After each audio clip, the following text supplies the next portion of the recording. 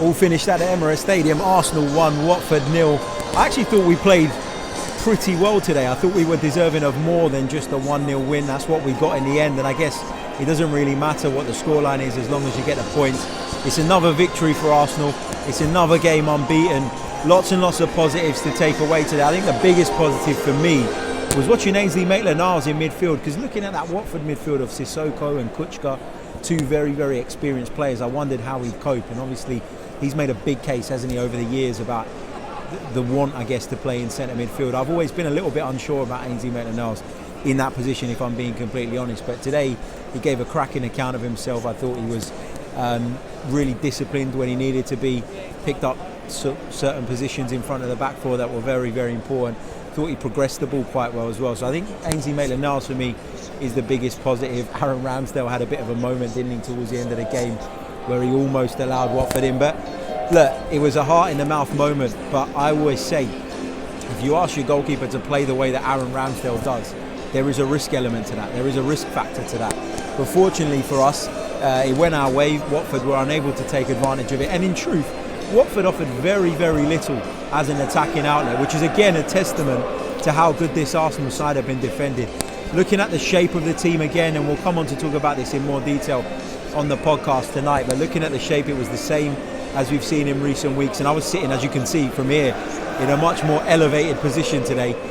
Came up to sit with a mate who had a spare seat next to him to enjoy the game today. Different look, different view. And that will work wonders for the tactical analysis this weekend, because I think sometimes when you're in the lower tier you don't get the full picture, but being up here, atmosphere is not as good, I've got to be honest, but the view is obviously fantastic. But look, we march on. Really, really important that we took all 3 points today. I said it in one of the podcasts we did a couple of days ago about the need to just continue the run. And the fact that for me, going into Liverpool now next week is a bit of a free hit, because we've done what people expect us to do. We've taken the points here. Manchester United dropped points. Leicester have dropped points today. Spurs have dropped points today. Everton have dropped points today. West Ham take on Liverpool as well. Remains to be seen what's going to happen there. But this could potentially be another very good weekend for us. United dropping points as well.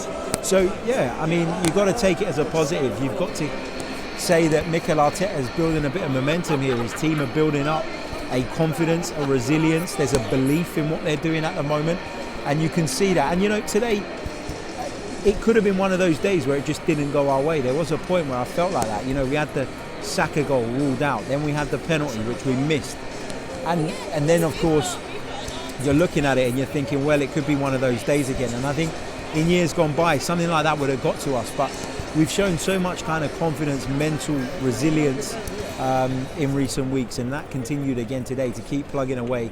Chance fell to Emile Smith Rowe and he took it, and he's added some more goals to his game, which is what he really, really needed to do.